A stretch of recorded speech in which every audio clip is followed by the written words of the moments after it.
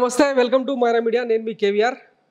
ఆంధ్రప్రదేశ్ రాజకీయాల్లో ఒక సంచలనం సృష్టించిన ఎంపీ ఆయన ప్రస్తుతం రాజకీయాల్లో అంటే ఏ పార్టీ నుంచి పోటీ చేస్తారన్న ఆసక్తి నెలకొన్న తరుణంలో ప్రస్తుతం మనం Narsapuram MP YCP rebel MP Raghurama Krishna Raju గారి దగ్గర మనం ఉన్నాం. వారిని అడిగి అసలు వారి నెక్స్ట్ డెస్టినేషన్ ఏంటి, వైసీపీకి ఆయన దూరం అయ్యారు, నెక్స్ట్ ఏ పార్టీ నుంచి పోటీ చేయబోతున్నారు అన్నది తెలుసుకునే ప్రయత్నం చేద్దాం. నమస్తే సార్.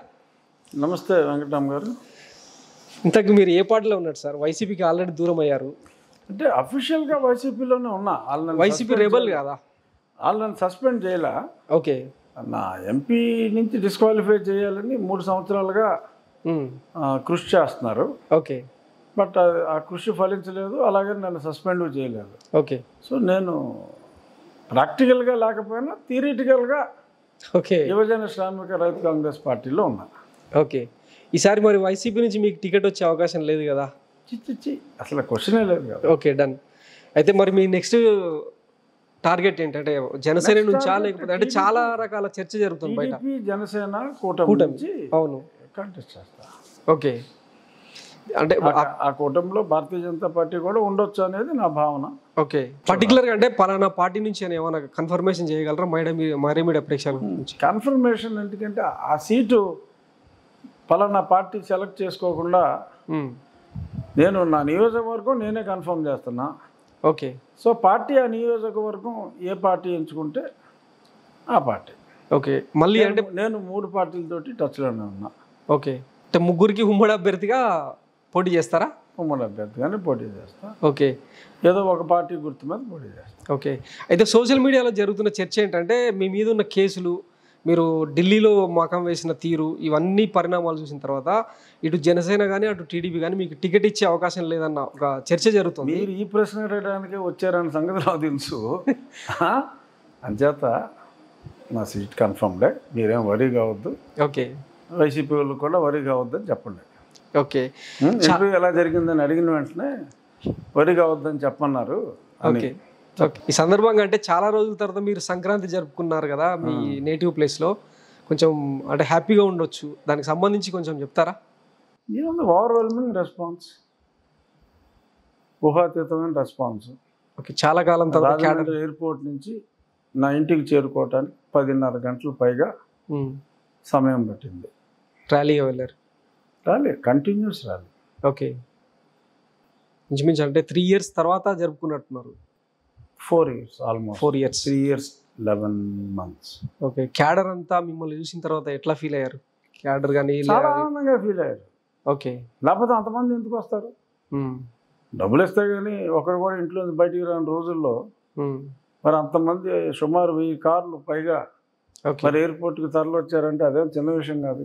చంద్రబాబు గారు మిమ్మల్ని అంటే గత 3-4 సంవత్సరాలుగా వాడుకుని వదిలేశారు, వైసీపీకి దూరం అయ్యారు, ఇటు టీడీపీలో కూడా అంటే కలవలేరు, ఇక మోస్ట్లీ పక్కన పెట్టారన్న చర్చ కూడా జరుగుతుంది. అసలు నువ్వు వరి అవుతావు పిచ్చోళ్ళగా, నీకెందుకు వరి అంటే కాదయ్యా.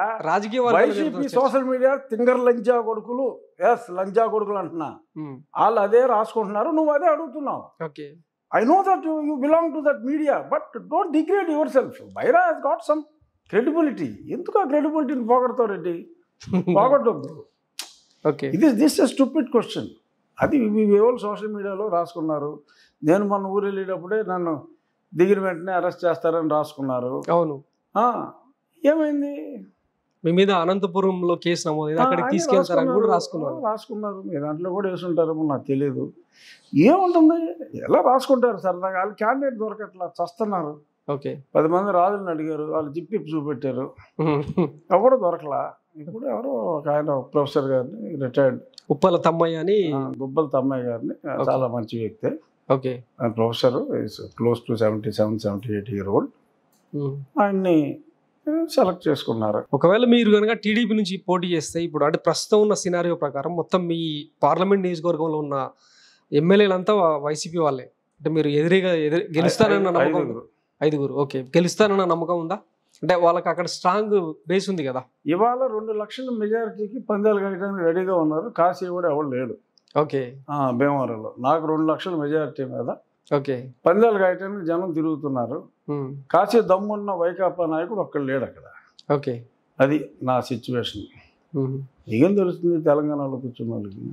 Okay. That is the ground reality.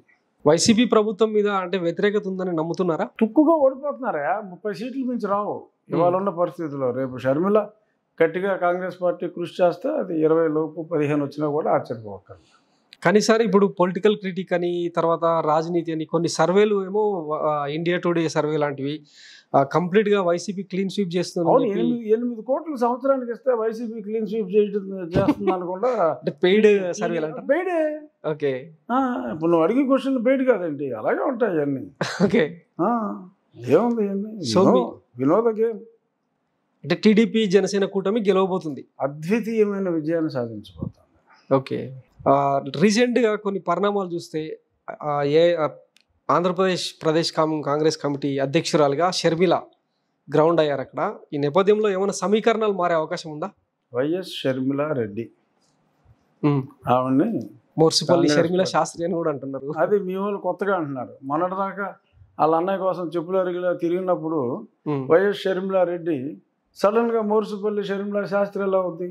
Okay. అది దిగజారుడు మనస్తత్వం. ఓకే. సమర్థిస్తున్నారా మీరు షర్మిల గారి నాయకత్వాన్ని? నాకేం పని, డిఫరెంట్ పార్టీ లేను కదా. ఓకే. ఆ పార్టీ సరైన నిర్ణయం తీసుకుందని నేను అనుకుంటున్నాను. అంటే ఆబ్వియస్లీ కాంగ్రెస్ బలపడితే అది జనసేన టీడీపీ కూటమికి ప్లస్ అవుతుంది కదా. ఆ రకంగా ఏమన్నా స్వాగతిస్తున్నారా? Common sense point. ఓకే. నువ్వు చెప్పింది కామన్ సెన్స్ పాయింట్. ఓకే. అది తమకే ప్లస్ అని కూడా కొంతమంది అనుకుంటున్నారు కదా వైసీపీ వాళ్ళు. అదే అవివేకం. అంతేనా? వాళ్ళకే ప్లస్ అయితే పిచ్చుకోండి. ఇలాగ పేర్లు మార్చి బూతులు తిట్టి ట్రోలింగ్ చేయరు కదా. అంత ట్రోలింగ్ చేయవలసిన పని శ్రీరెడ్డి లాంటి ప్రముఖ కళాకారులతో తిట్టించాల్సిన పని. ఓకే. అమెరికా నుంచి బూతులు మాట్లాడే పనికి మన వెధవులతో తిట్టించే పని ఎందుకు? ఓకే. కంగారు పడబట్టే కదా. అదర్వైజ్ దే కూడా ignore. Why are they not ignoring? Okay. ఇప్పుడు నేనున్నాను, నా గురించే ఎందుకు రాసుకుంటారు మీ సోషల్ మీడియా పోస్టుల్లో, వైసీపీ వల్ల పోస్టుల్లో అంటే నన్ను చూసి భయపడి. Otherwise they can ignore me కదా. ఓకే. అసలు పని ఉంది, నా గురించి మాట్లాడాల్సిన పని ఉంది. నేనంటే భయపడబట్టే రాస్తారు కానీ నా గురించి ఏదో దుష్ప్రాపకాండా చేయాలి, చేస్తే ఎంతో కొంత అడ్వాంటేజ్ వస్తుందని తప్ప అదర్వైజ్ ఆడికి నాకు సంబంధం ఉంది. ఓకే. జగన్మోహన్ రెడ్డికి నాకు సంబంధం ఉంది. నన్ను డిజోన్ చేశాడు, నన్ను డిస్క్వాలిఫై చేయాలన్నాడు, అయిపోయింది. పిటిషన్ వేసాడు. ఎందుకు రోజు రఘురా కృష్ణరాజు అని చెప్పి నిన్ను అమర్నాథ్ని పట్టుకుని ఏదో రాయరా ఏదో అడగరా. సరే నాకేదో సరదా కాబట్టి మీతో మాట్లాడుతాం, మీ దోలు తీర్చడానికి నేను పిలితో మాట్లాడుతూ ఉంటాను, వేరే విషయం. ఓకే. బట్ ఇదంతా ఏంటంటే అతను నన్ను భయాన్ని సూచిస్తుంది ఇదంతా. Okay. YS Sharmila AP Congress బాధ్యతలు చేపట్టడం వెనుక మీ కృషి? వైఎస్ షర్మిల రెడ్డి, షర్మిల రెడ్డి గారు ప్రదేశ్ కాంగ్రెస్ కమిటీ ప్రెసిడెంట్ అవడంలో ఢిల్లీలో మీ కృషి చాలా ఉందని ఒక వాదన కూడా వినిపిస్తుంది. నిజమేనా? నిజం అయి ఉండొచ్చు. కొంచెం డీటెయిల్గా చెప్తారా? డీటెయిల్గా ఎందుకు చెప్పేస్తాం? ఓకే. నర్మగర్భంగానే ఉంటాయి సమాధానాలు. ఓకే. ఉండొచ్చు, ఉండొచ్చేమో. షర్మిల గారి ప్రభావం ఎట్లా ఉండొచ్చు అంటారు ఒకవేళ? అంటే కాంగ్రెస్ గ్రాఫ్ ఏమైనా పెరగొచ్చా? లీస్ట్ 7% ఓట్లు వస్తాయి. 7%? 10% వచ్చినా ఆశ్చర్యపోకర్లేదు. ఓకే. ఎందుకంటే ఇప్పుడు 25 మంది సిట్టింగ్ ఎమ్మెల్యేలు ఫ్రమ్ యువజన శ్రామిక రైతు కాంగ్రెస్ పార్టీ రియల్ కాంగ్రెస్ పార్టీలోకి వెళ్ళిపోతాయి. ఆళ్ళ రామకృష్ణారెడ్డి లాంటి ఒకరిద్దరు తప్పిస్తే ఎవరు కనపడలేదు కదా సార్. ఇప్పుడు మొన్నగా అమ్మాయి చాచి తీసుకుంది, ఇంక మీ ఫుల్ లిస్ట్ రావాలి. అంటే వైసీపీకి ఖాళీ అవుతుంది అనుకుంటున్నారా? వైసీపీ నుంచి 20 నుంచి 25 మంది ఎమ్మెల్యేలు ఒరిజినల్ కాంగ్రెస్ నుంచి పోటీ చేస్తారు. ఓకే. పిల్ల కాంగ్రెస్ నుంచి తల్లి కాంగ్రెస్కి వెళ్ళిపోతారు. ఓకే. అంటే వైసీపీ ఆల్మోస్ట్ ఖాళీ అవుతుందని అంటారు. ఆల్మోస్ట్ ఖాళీ అవ్వదు, ఒక 25 మంది అంటే 10%. ఓకే.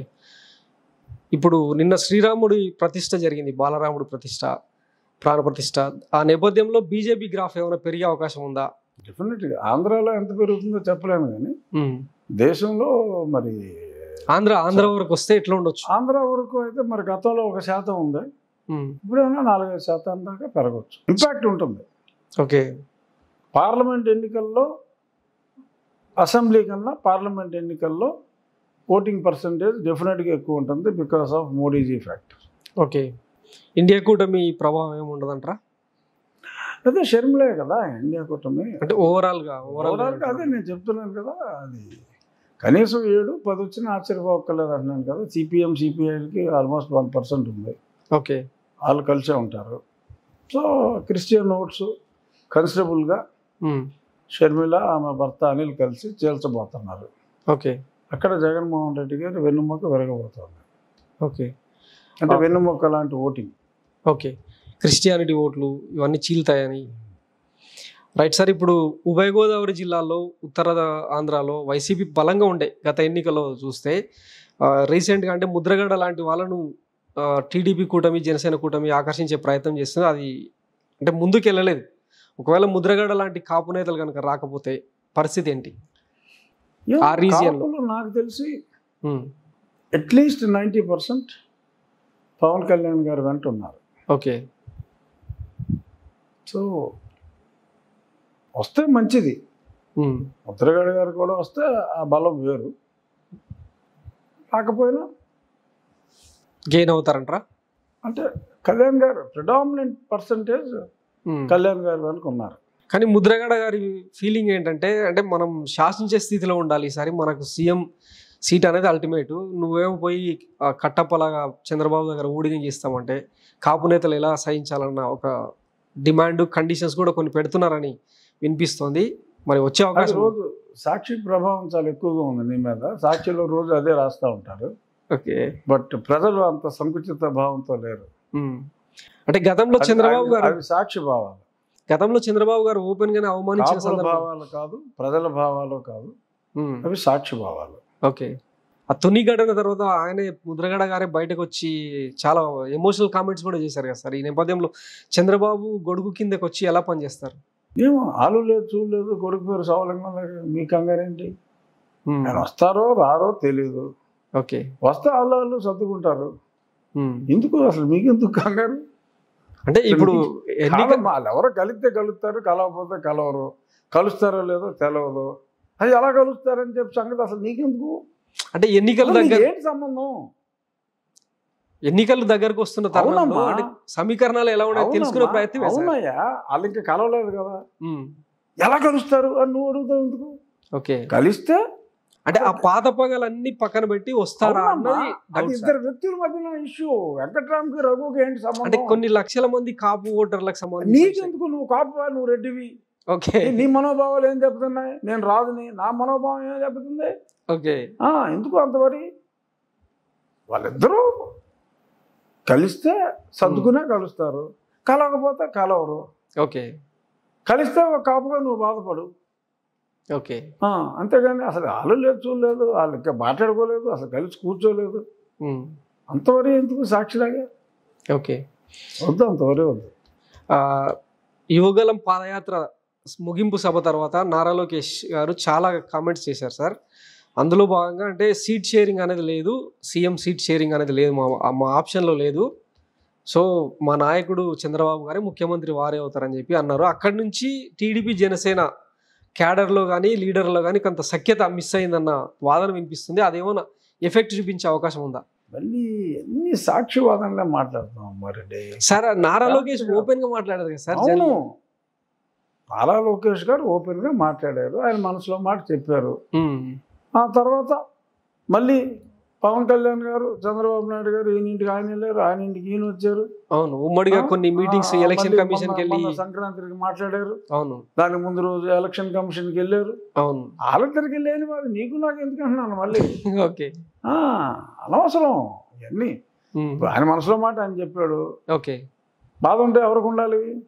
కళ్యాణ్ గారికి ఉండాలి. అవును, కళ్యాణ్ గారు వాళ్ళు కలిసే ఉన్నారు, ఆనందంగా ఉన్నారు. మీకెందుకు కడుపు మంట, ఎసిడిటీ, గ్యాస్ ట్రబుల్? ఓకే, అనవసరం కదా. నారా లోకేష్ గారు గత నెల రోజుల నుంచి అంటే బయట కనిపించలేదు. బేసిక్గా YSR Congress Party and their affiliated channels వణికి చేస్తున్నారు. ఎలాగైనా వీళ్ళిద్దరు మైత్రి చెడగొట్టాలి, ఎలాగైనా వీళ్ళిద్దరు మైత్రి చెడగొట్టాలని. అది ఏదో భారతీయ సిమెంట్ అడ్వర్టైజ్మెంట్ అన్నిటికన్నా గట్టి సిమెంట్ బాండింగ్ అంటారు కదా, ఓకే, అంతకన్నా గట్టి బాండింగ్ ఉంది వీళ్ళిద్దరి మధ్యన. కానీ జగన్ గారు ఏ సభల్లో చూసినా చాలా కాన్ఫిడెంట్ గా కనిపిస్తున్నారు. స్టార్ క్యాంపెయినర్లు అందరినీ బయట నుంచి తీసుకొచ్చి ప్రచారం చేస్తున్నారు అని మాట్లాడుతున్నారు కదా. అంటే ఆయన నేను ఒక్కనే మిగతా వాళ్ళంతా గుంపుగా వస్తున్నారు అన్న కోణంలో మాట్లాడుతున్నారు కదా.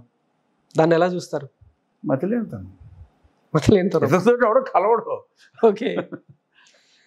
అతని మెంటాలిటీకి అతనితో ఎవడో కలవడు. దాన్ని అతను సింహంలాగా భావిస్తే అది అతని అజ్ఞానం, అవివేకం. సరే, ఇప్పుడు మీరు వైసీపీ నుంచి అంటే కొంత డిస్టెన్స్ అయిన తర్వాత ఈ 4 ఏళ్ల పాటు ఎలా గడిచింది జీవితం? చాలా హ్యాపీగా గడిచింది. అంతే.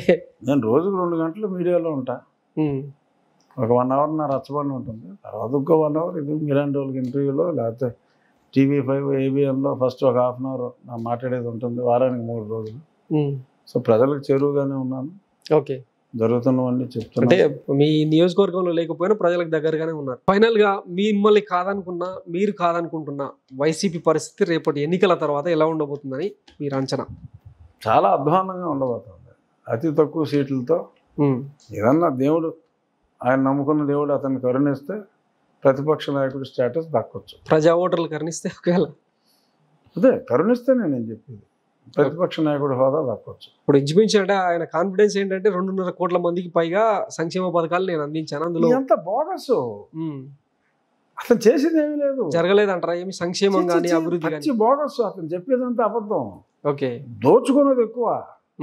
ఎంత దోచాడంటే చెప్పడానికి వీల్లేదు. ఒక యావరేజ్ ఫ్యామిలీకి అతను ఇచ్చింది ఆసరా పేరు చెప్పి ఓ 15,000, అమ్మఒడి పేరు చెప్పి ఓ 13,000. ఓకే. ఎంత అయింది? 13,000 ఇది 27,000 అయింది. ఓకే. అంతే కదా. అతను దోచింది 1,00,000 పైన, 1,00,000 కోట్ల పైన. ఒక కుటుంబం 1,00,000 కాడికి దోచాడు. ఓకే. ఇచ్చింది 30,000 ఇచ్చాడు రమారామ. ఓకే. దోచింది 1,00,000. ఒక యావరేజ్ కుటుంబం 33% లిక్కర్ తాగుతున్నారండి లెక్కలో. అవును. అంటే కుటుంబంలో మేల్స్ సగం అనుకుంటే అందులో మరి 66 ఓవరాల్ పాపులేషన్లో considering males 50% as 100%. Okay. So 66% కుటుంబాల్లో డ్రింక్ తాగుతున్నారు. ఓకే. ఒక వాటర్ బాటిల్ వేసుకుంటే రీజనబుల్గా లిమిటెడ్గా తాగేవాడికి ఓకే 60 రూపాయల బాటిల్ 200 రూపాయలు. పాపులర్ బ్రాండ్లు లేవు, చెత్త బ్రాండ్లు, జగన్మోహన్ రెడ్డి క్రోనీస్ సొంత కంపెనీలు. ఓకే. ఒక 150 రూపాయలు ఒక కుటుంబం నుంచి కొట్టేస్తాయి.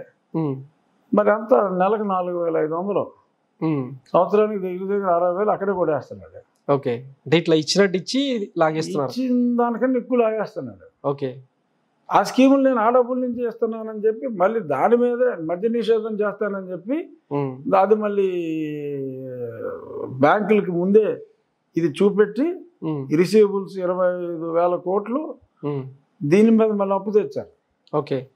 సో మద్య నిషేధం చేస్తానని చెప్పి మద్యం మీద ఆదాయాన్ని, అంటే ఒక పేదవాడి ఆరోగ్యాన్ని తాకట్టు పెట్టి దాని మీద డబ్బులు రేజ్ చేసి నేను సంక్షేమం చేస్తానని అంటాడు. నువ్వు ఆరోగ్యం చెడదొద్దు, ఈ మద్య నిషేధం చేస్తానని చెప్పి ఇదే నువ్వు చేసేది? అసలు సిగ్గుందా అడగడానికి? అతనే నేను మళ్ళీ పూర్తి మద్య నిషేధం చేయకుండా మళ్ళీ ఎలక్షన్లకు నేను ఓటే అడగను అని చెప్పి మాట్లాడాడు. మరి ఎందుకు అడుగుతున్నాడు ఓటు? జనం అడుగుతారు. ఇప్పుడు భయపడొచ్చా పోలీస్ ఫోర్స్ని చూసి? వదిన ఏంట్రా మద్య నిషేధం చేస్తానన్నా ఏది అడగరా? ఎందుకు అడగరా? అడుగుతారు. ఓకే. ఎలక్షన్ కూడా వచ్చిన తర్వాత పక్క సీఎం ఎవడో పట్టింది కూడా అడుగుతారు ఇవన్నీ. ఓకే. అలాగా అంబేద్కర్ విదేశీ విద్య అని ఉంది, 3.5 సంవత్సరాలు ఎత్తేసాడు. తర్వాత అంబేద్కర్ గారి పేరు ఎత్తేసి వైఎస్ఆర్ జగనన్న విదేశీ విద్య అని ఏదో పెట్టాడు పేరు. ఇచ్చేది లేదు, చచ్చేది లేదు. మొన్న 100 మందికి ఇచ్చాడు అంతే. ఓకే.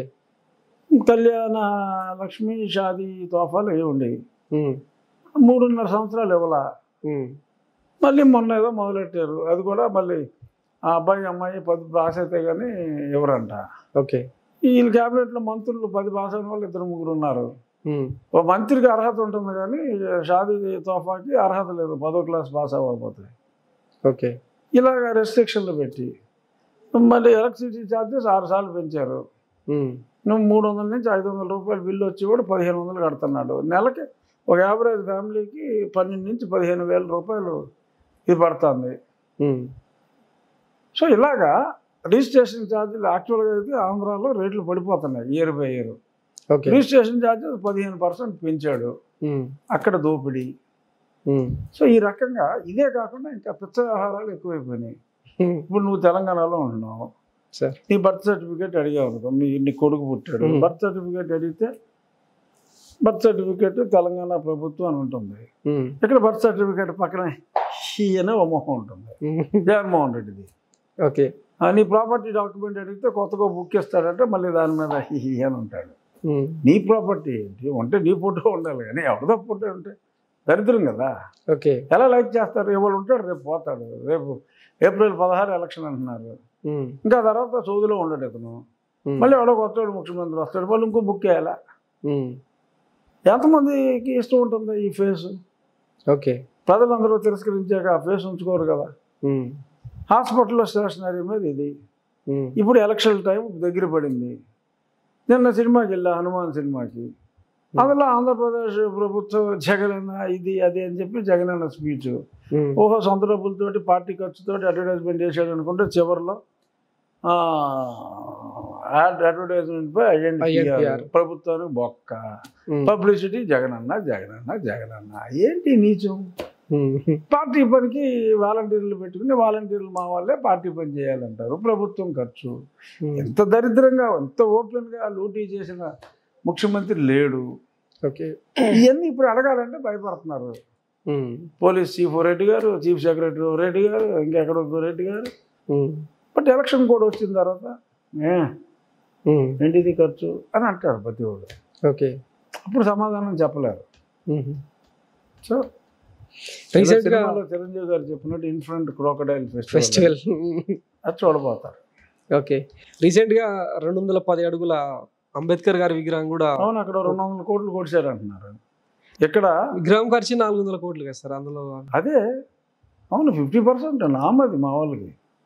అదే తెలంగాణలో కట్టారు కదా, అంత బ్యూటిఫుల్గా ఉంది. ఓకే. ఐమాక్స్ పక్కన ఉంది కదా, అవును, పార్లమెంట్ లాంటి పీఠం. అది ఇది ఆల్మోస్ట్ విగ్రహం సైజ్ అయితే సేమ్ 125 అడుగులే. మరి దానికి 400, దీనికి ఎంత 126 కోట్లే కేసీఆర్ గారు ఖర్చు పెట్టింది. అఫీషియల్ లెక్క 126 ఈయన ఖర్చు పెట్టాడు. అదే సైజు విగ్రహం మా వాడికి అంత ఎందుకు అవుద్ది అంటే కొట్టుడు. ఆ రకంగా అంత విగ్రహం పెట్టేసి ఇక్కడ అంతే విగ్రహం పెడితే ఇంత కాస్ట్ డిఫరెన్స్ అంటే అనుకుంటారు కదా. ఆ జ్ఞానం కూడా లేదు. ఏదో చీకట్లో కొట్టిది కొడుతున్నారు. ఇంత ఓపెన్గా బజార్లో విగ్రహం పెట్టి కూడా అంబేద్కర్ గారి పేరు మీద ఉన్న స్కీములు ఎత్తేస్తావా? అంబేద్కర్ విగ్రహం పెట్టి అందులో ఇంకో 250 కోట్లు ఎత్తేస్తావా? ఎవరు నమ్ముతాడు? ఓకే. కంపారిజన్ కదా, ఈ ఫోటో పెట్టి పేపర్లో వేస్తున్నారు.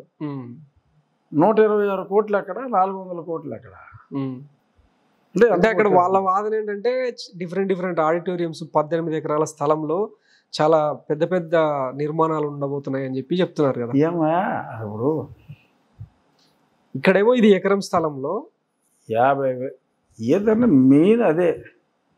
మిగిలిన స్ట్రక్చరు 1,00,000 SFT కట్టావు. వాళ్ళు కట్టింది 50,000 SFT కూడా లేదు. 1,00,000 SFT నువ్వు కట్టావు అనుకో, 1,00,000 SFTకి నీకు 5,000 అయింది అనుకో. కొన్ని SFTకి అపార్ట్మెంట్లే కట్టినవి 6,000 అమ్ముతున్నారు కదా, స్థలం కాస్ట్ లేకుండా, స్థలం కాస్ట్తో కలిపి. అయినా నీకు ఒక 5,000 6,000 అయింది అనుకో. ఓకే. ఎంత అవుతుంది నీకు? 1,00,000 SFT కడితే 60 కోట్లు అవుతుంది. ఓకే. అంత కట్టలేదుగా, కట్టిందంత. ఓకే. పోరు అయినా 60 అవ్వాలి. వీళ్ళు కట్టిన 50,000ని 1,00,000 వేసుకుందాం సరదాగా. ఈ అయినా 126కి ఇంకొక 60 కలిపినా కూడా 200లేగా. ఓకే. మరి పైన 200 నొక్కేసాడుగా. అట్లా అంటారు అయితే. అంబేద్కర్ సాక్షిగా నొక్కేశారు, దొరికేశారు.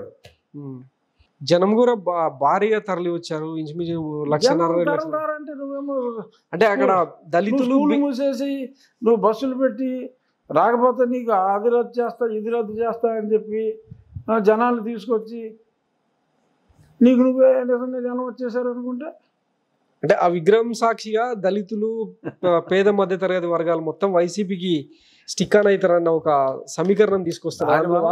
ఈ విగ్రహంలోనే ఎంత కొట్టేశాడంటే ఇంకెంత కొట్టేశాడు అని ప్రజలందరికీ తెలిసేలా చేశాడు. ఫైనల్ గా మీ నర్సాపురం ప్రజలకు ఏం చెప్తారు సార్? నర్సాపురం ఎన్నికల దగ్గరకు వస్తున్న తరుణంలో మీరు ఇచ్చే సందేశం? నేను చెప్పాల్సింది నేను మొన్న వెళ్ళి చెప్పాను, మీ మీడియా ద్వారా చెప్పాల్సింది ఏం లేదు. ఓకే.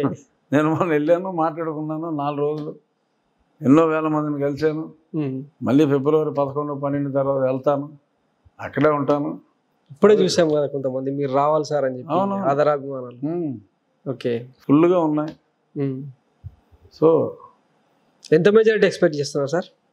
అంటే గతంలో జనసేన తెలుగుదేశం పార్టీ కలిపి నాకు వచ్చిన ఓట్ల కన్నా ఈ వైకాపా పార్టీలో నేను పోటీ చేసినప్పుడు నేను నెగ్గినప్పటికీ కూడా నాకు వచ్చిన ఓట్ల కన్నా ఆ రెండు పార్టీలకి కలిపి 2,30,000 ఓట్లు వచ్చినాయి ఎక్స్ట్రా.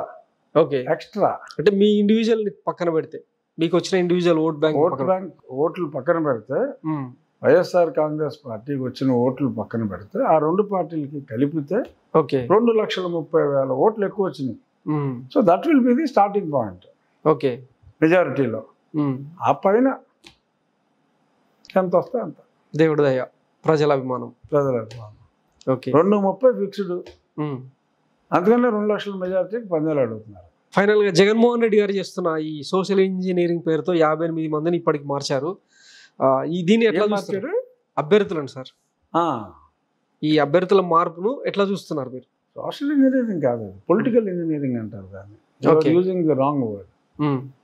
అంటే వాళ్ళు చెప్పుకుంటున్న మాట అది సోషల్ ఇంజనీరింగ్ లో భాగంగానే వాళ్ళు చెప్పుకుంటున్నారు, మనం అది ఫాలో అవ్వాల్సిన అవసరం. ఓకే, అది చేసేది పొలిటికల్ ఇంజనీరింగ్. సర్వేలు చేసుకుంటున్నారు, వైసీపీ ఓడిపోతుందని వచ్చింది. సో అందుకని అది మొన్నటిదాకా నా మొహం చూసి ఓట్లు వేశారు, నా మొహం చూసి ఓట్లు వేస్తారని చెప్పుకునేవాడు. ఇప్పుడు ఎలాగెందుకు బిహేవ్ చేస్తున్నాడు? నువ్వైతే నగ్గవని ఇతని మొహం చూసి ఓట్లు వేసేటట్టయితే. ఓకే, సో స్ప్లిట్ పర్సనాలిటీ అర్థం కావట్లే అక్కడ. మొన్నటిదాకా నీకు సంబంధం అంటే నా మొహం చూసి నెగ్గావు, నేను నెగ్గానంటే నా మొహం చూసి నెగ్గా ఉంటాడు. ఓకే, జగన్మోహన్ రెడ్డి మొహం నా మొహం పక్క పక్కన 2 ఫోటోలు ఎటు చూడే. ఎవరిదైనా అడుగు, ఒక 100 మందిని అడిగితే ఎంతమంది ఎవరి ఫేస్ బాగుందంటారో చెప్పు. మరి ఆ మొహం పెట్టుకుని నేను నెగ్గానంటాడు ఏంటి అతని మొహంలో గొప్ప? రాజశేఖర రెడ్డి కొడుకు, నేను రాజశేఖర రెడ్డి ఫ్రెండ్ని. ఓకే, ఏంటి అతని మొహం పెట్టేసుకుని నెగ్గేసాను, అతని మొహం పెట్టుకుని నెగ్గేసాను అంటారు. నాకు అర్థం కాదు. ఈరోజు లావు కృష్ణదేవరాయలు లాంటి వాళ్ళు కూడా మంది వెళ్ళిపోతారు. రేపు మాగంటి శ్రీనివాసరెడ్డి గారు వెళ్ళిపోతాడు, కర్నూలు సంజీవ్ కుమార్ గారు వెళ్ళిపోయాడు, గుమ్మనూరు జయరాం కూడా అంటున్నారు. జయరాంకి సీట్ ఇచ్చినా కూడా అక్కలేదు ప్రహ అంటున్నాడు ఆయన. మరి అదే మరి తిరుపతి ఎంపీ అభ్యర్థి కూడా అంటున్నారు. ఎవరు ఆయన?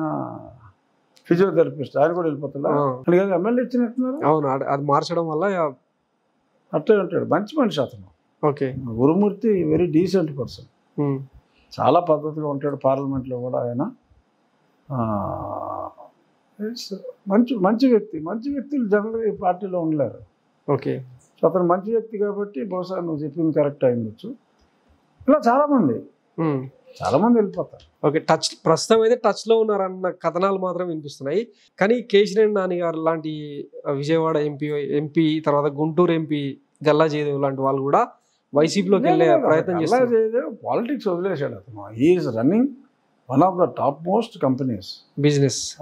అతను ఇప్పుడు ఫుల్ టైమ్ చైర్మన్ అయిపోయాడు. ఓకే, గతంలో ఆయన వైస్ చైర్మన్ కమ్ ఎండి, ఇప్పుడు చైర్మన్ కూడా. ఓకే, అందుకని ఆయన మేజర్ ఎక్స్పాన్షన్స్ పెట్టుకున్నారు అప్పుడు. సో అతను క్షణం కూడా తీరిక ఉండదు కాబట్టి రాజకీయాల నుంచి తప్పుకున్నాడు జయదేవ్.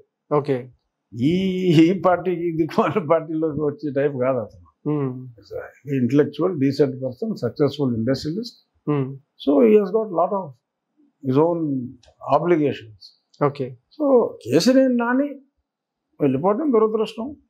ఓకే, మంచి వ్యక్తి, బట్ కుటుంబం పాలిటిక్స్లో మరి అతను వెళ్ళిపోవాల్సి వచ్చింది. ఓకే, ఆయన పోతూ అంటే 2,000 కోట్ల దాకా నేను లాస్ అయ్యాను కేవలం చంద్రబాబు వల్లే అని చెప్పి ఒక ఆరోపణ కూడా చేశారు. అతను కోల్పోయిన అప్పుడు అతను ఖర్చు పెట్టింది 20 కోట్లు అయిండొచ్చు. ఆ ఆస్తి విలువ అంత పెరిగిపోయింది ఇప్పుడు అని చెప్పి అతని భావన. అంతే తప్ప 2,000 కోట్లు ఖర్చు పెట్టేసి బాగుంటే వారి నోటి నుంచి వచ్చిన మాటనే అది. అదే నోటి నుంచి రావడానికి నేను 10,000 కోట్లు పెట్టానంటే కూడా నోట్లోంచి వస్తాయి. ఏముంటుంది శాంక్టిటీ ఏముంటుంది? ఓకే, 2,000 కోట్లు ఆంధ్రప్రదేశ్లో నాకు తెలిసి మరి ఆస్తుల విలువ పడిపోయింది తప్పితే పెరగలేదు. మరి అక్కడ కూడా మరి అంత ఆస్తి విలువ పెరిగిందేమో నేనైతే నమ్మలేను. ఓకే.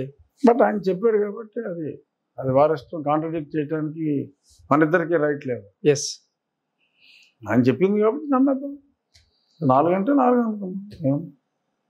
2 అన్నందుకు సంతోషిద్దాం, 4 అనలేదన్నందుకు సంతోషిద్దాం. ఓకే.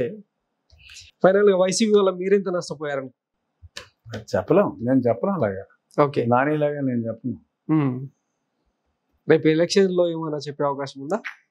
నేను అసలు అలాంటివి మాట్లాడను. ఓకే. ఎంతసేపు సంక్షేమం అభివృద్ధి, ఎంతసేపు ఇతని పరిపాలనలో జరిగిన తప్పుల గురించే మాట్లాడాను తప్ప వ్యక్తిగతంగా జగన్మోహన్ రెడ్డి నా దగ్గర నన్ను ఇలా మోసం చేశాడో, లేకపోతే నా దగ్గర అది తీసుకున్నాడు ఇది తీసుకున్నాడనో వేరే వాళ్ళలాగా నేను ఇప్పుడు దాకా మాట్లాడలేదు, మాట్లాడను కూడా. ఓకే. నీలాగే ఎంతమంది ఆ డబ్బుల గురించో లేకపోతే జగన్మోహన్ రెడ్డి ఏం చేశాడు అని అడిగినా కూడా నేను కేవలం ప్రభుత్వం పాలసీల మీద తప్ప ఓకే వ్యక్తిగతంగా జగన్మోహన్ రెడ్డి నా స్నేహితుడు కొడుకు, అతనికి నేను గతంలో ఎంతో సహాయం చేశాను, అతనికి విశ్వాసం లేదు అన్నంత వరకే చెప్పగలను తప్ప అంతకుమించి నేను మాట్లాడను. అతను విశ్వాస పాత్రుడు కాదు, విశ్వాసఘాతకుడు అంటారు అని నువ్వు అన్నావు. నేను అన్నా. ఓకే. సంయమనం పాటించా. ఓకే. నువ్వు తొందరలో నిజం చెప్పావు. సంక్రాంతికి ఊరు వెళ్ళొచ్చారు. నియోజకవర్గంలో అంటే ఫుల్ ఫ్లెడ్జ్గా ఎప్పటి నుంచి పని చేయబోతున్నారు? ఫుల్ ఫ్లెడ్జ్లో అయితే ఫిబ్రవరి 9తో మా పార్లమెంట్ సమావేశాలు అయిపోతాయి. సో 9వ తారీఖు లేకపోతే ఒక రోజు తర్వాత నేను ఎంపీ పదవికి రాజీనామా చేసి ఈ పార్టీకి కూడా రాజీనామా చేసి, ఓకే, ఇంకా మీరు నన్ను ఇంకా డిస్క్వాలిఫై చేయలేరు, ఇంకా నన్ను పీక్కోలేకపోతున్నారు కాబట్టి సింబాల్గా చెప్తా నేనే వదిలేస్తానమ్మా జగన్మోహన్ రెడ్డి అని చెప్పి వదిలేసి వచ్చేస్తా. అప్పటి నుంచి కంటిన్యూగా నియోజకవర్గాల్లో పర్యటనలు అంతేగా. అప్పటి నుంచి ఇంక అక్కడే. ఓకే. ఆ తర్వాత ఇలాంటి దుష్టులు ఉండరు కాబట్టి ఆ తర్వాత కూడా మీరు కూడా ఫ్రీ బర్డ్ అయిపోతారు. ఇక ఆ తర్వాత అంటే ఎలక్షన్ కోడ్ అనగా వస్తే ఈ పోలీసింగ్ ఇవన్నీ ఉండవు కాబట్టి మీరు కూడా కొంచెం ఫ్రీగా తిరిగే అవకాశం ఉంది. ఇష్యూ కాదు, పోలీసులు కూడా అర్థమైపోయింది. ఓకే. ఓకే. సో ఆల్రెడీ అందరికన్నా ముందు భూకంపాలు వస్తాయి ఎలకలకి పిల్లులకి ముందు తెలుస్తాయట. పార్టీ పోయేటప్పుడు ముందు పోలీసులుగా తెలుస్తుంది. ఓకే. సో ఆ ఇబ్బంది ఏమీ లేదు. ఆ పోలీసులు ఇంకా అంటే తప్పుడు పనులకి కోఆపరేట్ చేయరు, వాళ్ళ డ్యూటీ వాళ్ళు చేసుకుంటారు. ఓకే. తప్పుడు పనులు కోఆపరేట్ చేయరు. ఓకే. డెఫినెట్గా పోలీసులు తప్పు ఏం లేదు, మనం తప్పుగా పని చేస్తున్నాం, మరి గచ్చెతరు లేని పరిస్థితుల్లో వాళ్ళు చేయాల్సి వస్తాను తప్ప స్వతహాగా on their own they are not bad people. Because of bad governance they are compelled to do. Okay. విధి లేని పరిస్థితుల్లో విధులు నిర్వహిస్తున్నారు. Okay. Thank you very much sir. చాలా విలువైన సమయం మాకు ఇచ్చి ఆంధ్రప్రదేశ్ రాజకీయాల గురించి కూలంకషంగా చర్చించినందుకు thanks sir. Thank you. So ఇది మైరా మీడియా ఎక్స్క్లూజివ్ ఇంటర్వ్యూ. నేను మీ Venkatram signing off. Thank you.